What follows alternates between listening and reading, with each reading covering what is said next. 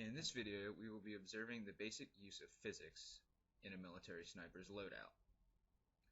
The information given to us in this certain equation is a distance of 1.5 miles with an initial velocity of the bullet at 2,700 feet per second and a travel time of 4 seconds. The sniper, Rob Furlong, longest kill shot in history, 1.5 miles.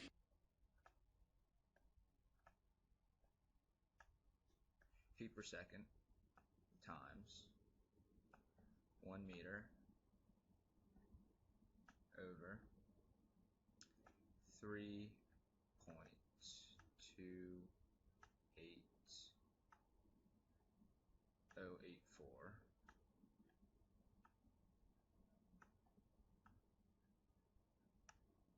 feet. And calculating that out on our calculator, we get 822.960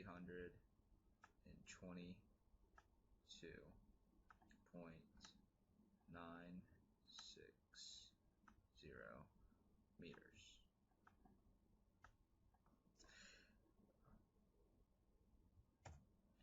Now that we have this conversion, we can use the equation x being distance equals v bar, which is average velocity, times time, t.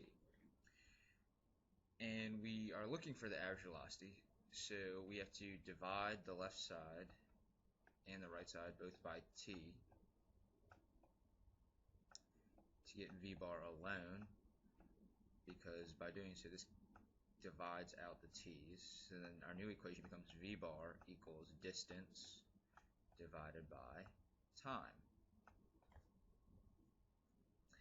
Then we plug in our known numbers from our previous data that we have, and we get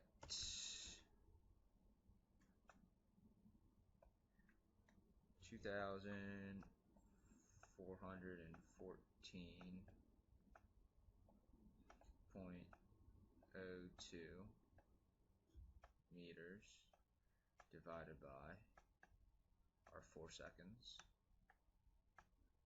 and that's our distance divided by our time, which will give us v bar answer of, so our average velocity is going to be 603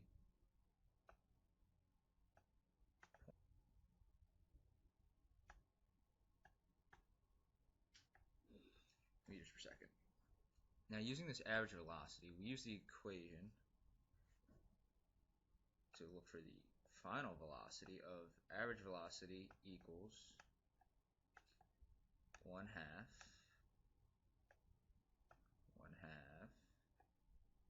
of our initial velocity plus our final velocity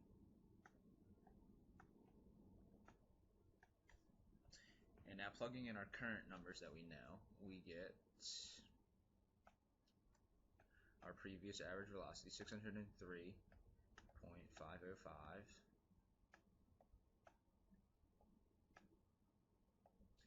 equals 1/2 of 822.960 plus our final velocity, and we multiply out the half, so it would be multiplying both sides by 2, and then we get 1,207.01 meters per second equals 822.960 plus our final velocity. So now the half is gone. Then we just subtract the 822.960 each side, and we get our final velocity of 384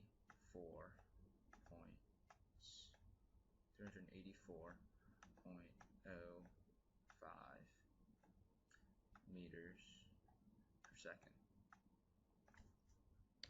And this final velocity seems significantly low to the initial velocity because of wind resistance and air resistance as the bullet travels through the air. So that's mainly the reason for it being such a dramatic decrease. And now we can move on to another significant tool that the snipers use, which is getting the height correct at such a long distance, because they have to aim above, because the bullet's obviously going to drop after they shoot it. The Macmillan TAC-50, a sniper rifle with a max effective range of 2,190 yards. 1.5 miles separate Furlong and his target. He fires.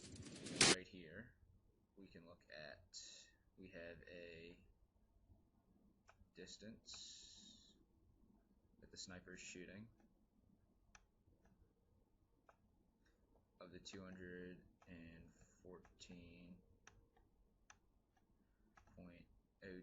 meters.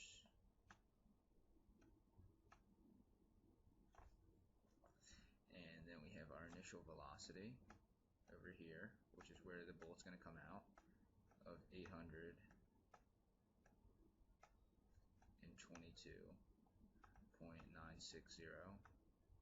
meters per second. And then we have here our target and where our final velocity is going to be 384.05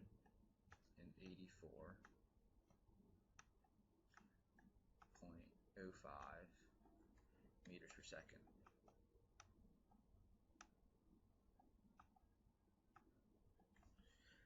And that's where the target's going to be. So looking at this, we know that the bullet is actually going to wind up dropping at some point. So it's like he has to aim straight across, but aim above the target because the bullet's going to drop. So he's hoping that this final point here, because he's going to aim higher, the bullet will indeed drop and hit his target where he wants it. So looking at this aspects in horizontal to vertical, we can look at it more simply. Like if we were looking at another problem, V-bar, which you could find using the previous things that I showed you, as 603.505 meters per second.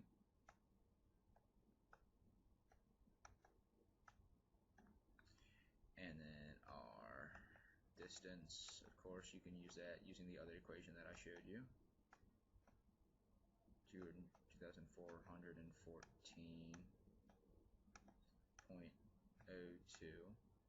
meters,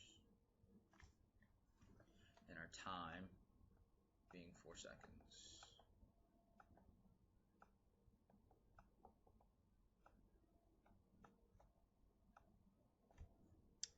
That's our horizontal. And then if we look at our vertical,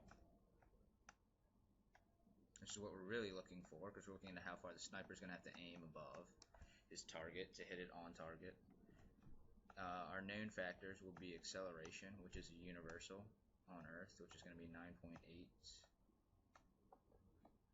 meters per second squared.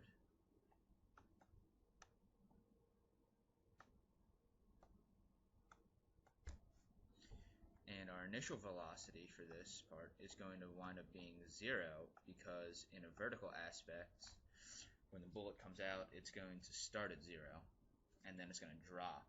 So like with the acceleration, it's going to keep increasing, versus horizontally, the velocity was decreasing. So that's something significant to note.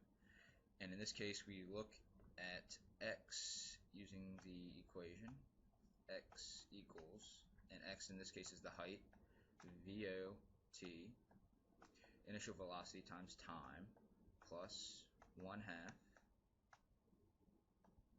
of the acceleration times time squared. So now we plug in our values here, and we get x equals 0, because 0 was the initial velocity, times 4 seconds, plus 1/2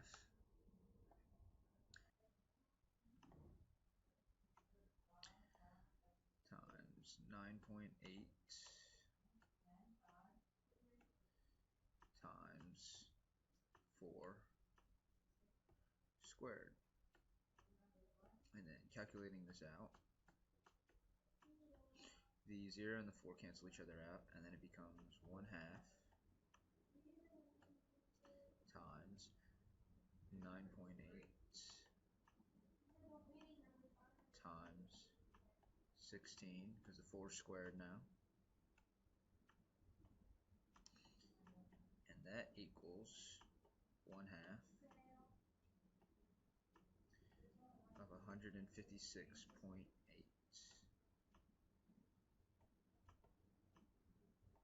And then we do a half times that, and we get a final answer of 78.4 meters in height is to aim and account for. And this is exactly how far the sniper must aim above the target in order to hit on his bullseye. And without getting into the real specifics, each dot on the scope is going to account for a certain number of meters for each distance, and of course the spotter is going to be able to determine how far. He's going to have to do a different set of calculations to determine how far and how high he's really going to have to aim using just the dots, which is why in this video he does indeed aim about 1.5 dots above, or 1.5 dots above the target as he's sniping. And this is without accounting for wind resistance and everything, because that is a like 3-dimensional problem. So we're only looking at the 2-dimension aspect of this in terms of velocity and using simple velocity equations and distance equations. Thank you for watching, and that is all we have for today. Furlong's round leaves the rifle 2,700 feet per second. Time of flight, 4 seconds.